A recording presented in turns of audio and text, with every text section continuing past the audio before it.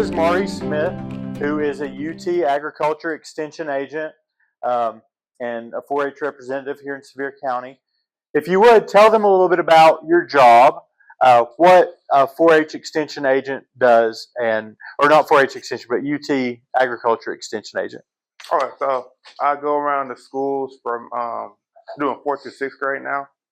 So we go to the youth and get them enrolled in the 4-H, teach them about agriculture. Go around, we help the community. So community calls us, health department calls us, teachers and everybody. So basically, we're just a big support system. So for any questions that somebody will have, like these little white bugs that are flying around and messing with everybody, we tell them what those are. And woolly aphids, I believe, is what they're called. Woolly aphids. Right. And so you guys didn't know. Probably a lot of people were asking questions about what are these little things. The UT Agricultural Extension Office. Anybody that wants to in Sevier County can call there and ask questions like that, and they'll get you the answer. If they don't know it, they'll get it. Are there other things that you can think of that you guys have been called about before that kind of stand out? So they had some tree calls, like a woman wanted her tree cut. So we got with the county for them to do that. Oh, well, he's sick. Yep. Back to what we were talking about, all the different things that 4-H Extension does. I know my neighborhood, we have a big old tree that's growing, and it has a disease of some kind. So we contacted UT Extension Office and found that it was in the process of dying, and that what we should do is cut it down before it falls on somebody's house or something like that. Those are the kind of things UT Extension Office might tell you. Maybe you decide you want an apple tree or a pear tree. You can call them and they'll tell you if it'll grow where we live. Those sorts of things. So you could probably expound on this a little bit. Where we live used to be a very agricultural area. Today, not so much, because you could put go-kart tracks where farms used to be. Things like that. You come from an area with some agricultural stuff, right? Tell them about your parents and kind of how you got into this. All right, so my parents did what I'm doing for, I think, combined 60 plus years. So my dad was the head in Alabama, and my mom was the treasurer. So that's pretty much how I got into this. It's over by. We'll see. So I wanted to know what they did every day when they dropped me off to school. Consider it a part of your career or just a job? So I'm in my career now, I would say, because I expect to be here longer than probably like 3 years or so. So like a job is something that y'all would get now, and you wouldn't stick with it for like the rest of your life. So I say like a career is more something that and you can even talk about why a career with UT Extension is probably a good choice versus working for McDonald's or Burger King. So I say the big thing, like, y'all probably too young to know about this yet, but like, so the benefits you get working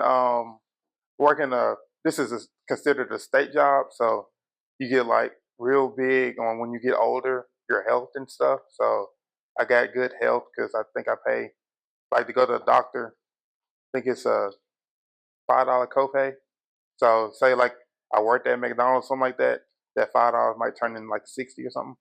And then you get, I know like at the island and stuff, we get a lot of stuff off. Get some tax exempt. If you go travel somewhere, you get reimbursed from traveling. So it's a pretty fun, well-paying job. So I like it. Someday when Mo has kids, you don't have any kids right now. Someday he has kids, they can go to UT at a discounted rate. Yeah, which will be really cool. So those are some reasons why a career is sometimes better than a job. How long have you done this job or kind of work, Mo? So I've been in this 3 months now. So I just got back in May, and my first day was in June. So kind of new, but not kind of new at the same time. So how old are you now? Are you 25? 25. 25. So if this is his career and he's starting it at 25, when you ended your time with the Vols, you were probably 22, 23. What did you do in between? Did So, you have jobs that uh, weren't part of your career, or? so, so I would say the last game. So I graduated early, like both times. So I graduated my undergrad and it was 3 years, and did my master's in a year and a half. So I think I got done with those. I kind of stayed around here for a little bit, but I did travel around, going to. I went to Utah, went to DC. Uh, Were those just for fun, or was that no, part so of? I got into the turf program. Mhm. So I got into turf science during my master's, and then y'all know like FIFA and stuff, like how we're hosting the World Cup. So I went around, traveled, and looked at that, and sat in on those meetings. So I did that, and then I did pro day, and then I was with Pats in I think May of 23, and then did all that till August, and then once I had the surgery and stuff, I went into the turf side. So that was another big thing. I'm glad I did because I already had those relationships, and I was just able to stay up there for the whole year and get that experience in. So I knew that okay, if I wanted to like be a head turf person or do something like that, okay, now I have experience under my belt to do that, and then I came back here. So that would be a possibility? It would still be part of the same career if he went on and did something turf science Mm-hmm. related, because it's still in the agricultural realm. Mm-hmm. Food, agriculture, natural resources was the career cluster that this job would fall under. Um, Mo, how long did you spend? If those of you didn't hear, he did. Were you on the practice squad of the New England Patriots? So he did work a little bit in football. He had an NFL career. It wasn't probably what he wanted it to be, Yeah. but most of you, or those of you who ever wrote down you want to be a professional football player, he did that, but he also had a very good backup plan, and that's what he's on now. So, how long were you actually with the Patriots between the stints you did there? A year. So a year and a month. A year and a month. Were you on the practice squad all of last season? So after I got done getting hurt and stuff, then the August I've transitioned from football to the turf. Okay, side, I got you. We did that, so I was like, pretty much I was there, but they still had me doing like practice stuff, but I wasn't like considered practice whatever. Gotcha. So when he's talking about turf, he's talking about fields, athletic fields, things like that. Turf management. It's a really big industry. You've got probably just in the United States alone, I would say you might have 500 professional fields. When you look at minor league sports too, because their fields have to be managed. So that's a big industry. Those of you who are in sports, you might get into that. Jesse Smithy, a guy that I know that used to work in sports journalism, he transitioned into artificial fields, doing artificial field work. But what do you enjoy most about your current job? I'll say it's interacting with y'all. So it's like knowing that I'm able to help y'all in any way I can. It's pretty fun thing to know I can do, and say just get out in the community more too. So I'm now I know I lived here for 5 years, but now I'm actually getting to know people within the community without, well, rather than just going from like my dorm to the practice field, then back to my dorm or something. Yeah. What was that transition like going from, hitting with these big professional athletes to, fourth graders in 4-H, interacting with them? It's different. Y'all are more like quiet and more like, I guess, I don't know if it's shell shocked or something, but I mean, it's been one, but I'm starting to get the hang of it a little bit. Yeah. Yeah. How did you decide on this career path?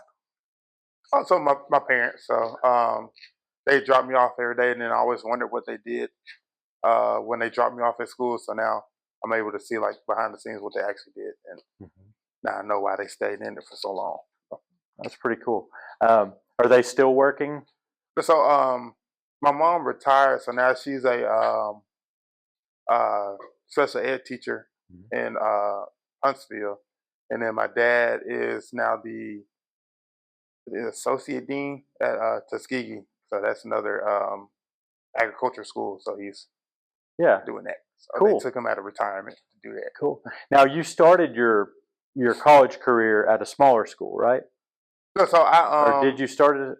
So I signed with Coach Jones. So I was Okay. Coach Jones' last recruit, and then he got fired.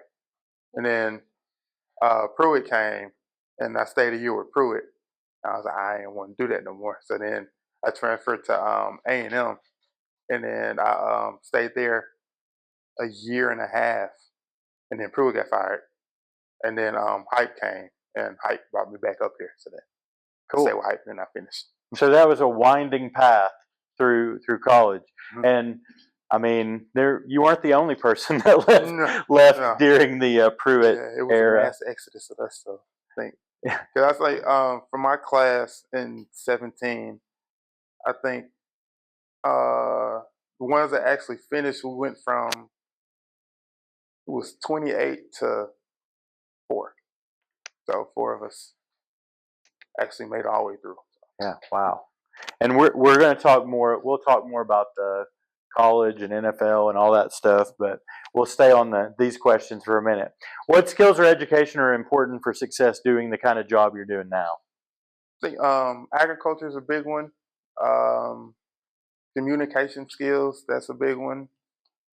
And those are the 2 major ones you need, and like everything else you can learn. Like I'm still learning stuff today.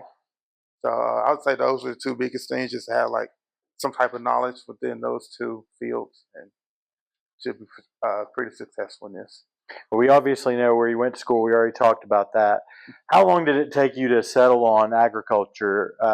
Was your actual, remind me what your major was, your undergrad major? The undergrad was food science. Did you do that from the very beginning? Yeah, so freshman year, they brought us in and we took a placement test, and I was 98% food science. So I took that and ran with it. Yeah. So you guys, we took those placement tests in here, and remember I forget the name, not Major Clarity. On Major Clarity, it had a percentage by each of those fields. His was 98%. If yours was 99, you were a little more connected to yours than even Mo was. But those tests are usually valid for what you're interested in. Did you have a natural connection to food other than being a defensive lineman? yeah. I think I was like a late bloomer, so I was short in middle school, and then I think when I got to 9th grade, I think I grew like 5 inches or something, and then it just kept growing. So yeah. What was it that attracted you to food science? honestly, to this day, I still don't know. 'Cause I was like, because I just answered the questions, and then like when I got into it, I'm like, at first I didn't think, okay, I'll be in this like a semester, and I'm gonna change my major or something. But then the more I got into it, I was like, okay, I really like learning. Okay, so they taught us like food preservation. They taught us canning. Taught us how to look at labels. So like all that, and I still do that today. So I mean, that was I think.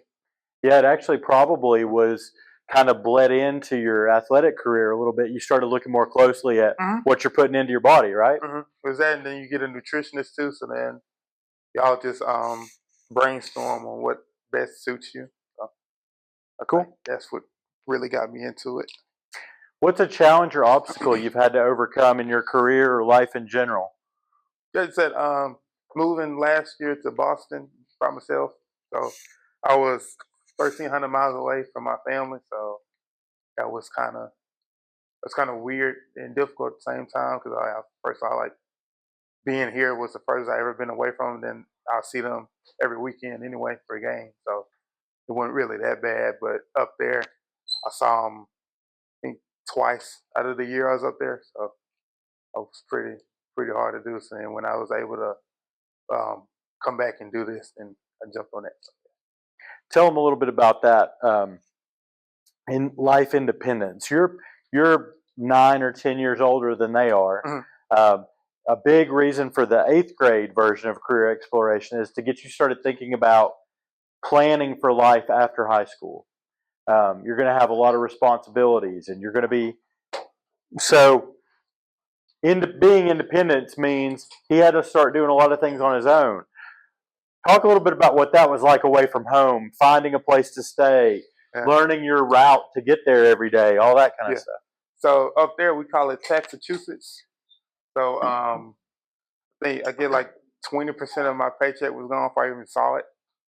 So trying to find a place up there to live too, the cost of living is absurd, basically. So I got a 900, no, not even 900, I think like an 800 square foot loft, and I lived there for a year, and that was $2,300 A month. So yeah, that's $2,300 a month, and you have to learn how to pretty much budget every month. So you'll be like, okay, I got stuff for my rent, got my utilities and all that covered. Then you got to eat, and you got to put gas in the car because I drove, I think, about 50 miles a day just to the stadium and back. Um, but did I say food already? No. Okay, yeah, you do food. So yeah, I had to make a plan for myself because like, okay, now I'm really on my own, and I don't want to be out here like broke. So And most people have a misconception about professional athletes that just because you're a professional athlete means you're rich. oh no, no, because so the more money you make, the more the government takes. So think of it that way. So like, say you make a million, you might actually make maybe 500,000 or so because the government takes his cut. You have an agent, and then you also have to pay like a pro athlete tax because you make so much. So you don't really make all that money. So yeah, Yeah, and I would guess like an undrafted free agent on a scout team probably makes even less than what they think about with, Mhm. you It's, know, it's I think it's not Aaron Rodgers money or oh no, you're not going. so when you were with them, were you covered by their medical facility at the Yeah, time? so the whole yeah, so that whole time I was up there, we had a thing called Mass General Health. So it's like whenever, like luckily, besides that one thing, I was never hurt, so I never had to go see them really. But everything would be covered with them, and you might do a $10 copay or something. But besides that, I mean, Cool. Uh, uh, so we sped through that. So we're to question and answer. I figured that question and answer might be the big thing today because it's not normal that we have somebody that played college football and uh, played in the preseason with the NFL. It's pretty cool. A lot of things we might want to ask, but also think not just about sports, but think about we've got a new adult basically up here. You could ask him questions about transitioning from high school to college to adult life, that kind of thing. He teaches a leadership class for young kids at the UT Extension that my daughter goes to, or she's starting tomorrow, his first real day. Mhm. Landon. I was a like, fun. So like the one that y'all saw on TV, it wasn't him all the time. So it's like what y'all see with Saban. Saban ain't like that all the time. So I was like, I would say the only guy that I really know of that y'all saw on TV and it's the same guy all around is Hype. So what you see on like Hype fist pumping the air and doing all this stuff, he does that all the time. Cool. Good question. Dimitri.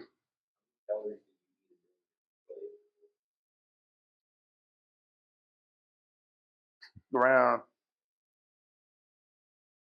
like so it differentiates. So say like a day like today would have been just like an easy little like Lee's little run, easy little lift. So then I might do like 26, 2,700 calories, something like that. But then tomorrow, when it's an actual like work day, is what we call it, you might be looking like 4,000 to 5,000, something like that. Yeah, because you got to think about it, it's like when you're doing stuff like that, you burning a lot of calories. So like you want to maintain that. So you got to eat a lot to get it back. I mean, it's like it wouldn't be like candy and stuff like that. It'd be like steaks and fish and stuff like that. Yeah. Cool. Scholar. What can I bench? As like a 1 rep or like a max? Because we did like we did for reps, so we didn't really do 1. But I think I've been like 460, 470, something like that. And you participated in UT's Pro Day? Yeah. Right? So did you do the 220 reps? Mm-hmm. Yeah. So that was 37? 37 on the 220. So started thinking about the strength that NFL players have and that you might need to have if you want to get something that we've talked about. I'll get to you guys. Actually, I should be writing all these down to give you guys some bonus points for asking questions. So far, we got Dimitri and we got Landon and Skylar. Go for it, Micah. Who's your favorite player on UT? On UT? All of them. Yeah, all of them. Did you have a roommate? Yeah, so I room with well, actually, I pretty much room with like 6 guys because we had oh no, we all weren't in the same room. That'd be a little crowded. Yeah. So we had like some townhomes. So they Mhm. were brand new on Southern Avenue. Yeah. And then me and DT, he at Oklahoma now. We got in there, and then we got O and Jabari. They was on the left side of us. And then we had P Fant and Jimmy. They was on the right side. Preston Fant, Jimmy Callaway? Jimmy Holiday. Holiday. Yeah. Yeah, so Jimmy Callaway, he was about 4. So like we was all on that back row. And then you had I think Tyler moved over there too. Yeah, Hendo, had Joe. It was a lot of us. So. I think I know the apartments you're talking about. The new ones on Sutherland, right before you get to like where the animal shelter is. Yeah, And yeah. So those are cool. Those are nice. So you had the front side. We was on the back side behind it. Okay, cool. Yes, sir. Huntsville, Alabama. Aiden. What's the most famous player you played with? Like, or no? Tough one.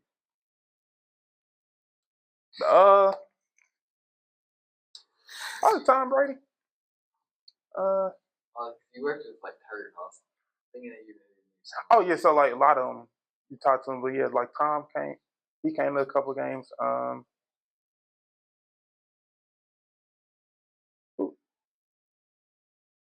don't know who would be famous to them. Hendon's pretty famous. Oh, Hendon County's famous. Oh, okay, yeah, Hendon.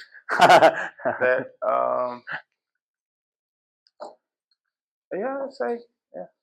I think them 2 biggest ones. Is there anybody that to kind of on that with the Tennessee guys you played with? Mm-hmm. Is there anybody that really stands out as just a top-notch individual that, you know, if you were looking for a leader on the team, somebody that you could go to and talk to and you know they'd have good advice, they'd be on point about? I say like, so the culture Hype built, that's like a majority of us now. Really? So, a lot of us were, I'd say before him, we weren't nowhere near where it is today. So, and then that's the way he recruits now too. Like he recruits high character guys. So it's more like he don't care what the film look like. He's gonna go ask the teachers like, okay, what's he like in school? Go ask the janitors. But he went and asked my kindergarten teacher, really, like what I was like in kindergarten. So something to keep in mind. I mean, yeah, there are coaches that don't care, but then there are coaches that do care about that thing. And you notice Tennessee is much better off today than they were coaches past. So where they're building that culture, it's showing through on the field. Let's see. Got a lot of the same people. Skylar. Yeah. How's he liking Detroit? He likes so far. He's ready to play, but Yeah. No, He's he's back back up. to golf. Yep. Tom Brady number. He's number. I know I said you have Tom Brady. Oh, do I like his cell phone number? Oh no. No. Still Tom Brady we're talking about, Landon. How's the personality like working with all those? Like the personality. Yeah. We was all goofy, so we all like joked around, and we knew when it was time like to actually like get serious and work, we could do that. But then also, like football is fun, so you don't want to have like a businessman like mentality all the time, because then you'll get burnt out on it. So like, we still had fun while we was doing it, but we was making sure that we was actually still doing the work to do what we needed to do. Cool. Dimitri. I mean, that's it. How many pets? 2. I had one dog that died, and then a second dog, Duke, he's still at home. What kind of dog do you have? He's a golden lab. Nice. Nice. He runs around and gets into everything, and then I didn't realize he was that smart. But yeah. Is your agriculture background? Did you take any classes related to animal care or anything like that? No. So with Duke, I will say with Duke, he got so smart to the point where like we ain't got him like a little doghouse for outside yet, because like he goes inside to sleep. So what he decided to do, we have a porch, and he pulled off the little lining thing to the porch because he knew it was shade, and then he got in there. So like one day I looked outside and I was calling him, and I ain't see him, so I thought he just like ran away or something, and then I just hear little footsteps, and he comes running out underneath the porch and then runs to the house like he ain't do nothing. So, yeah. All right, Caleb. Have a car do I drive right now? Range Rover. See, they're all thinking that NFL money. That's what they're all thinking about. Aiden. When you're in college, who is your favorite person to play against?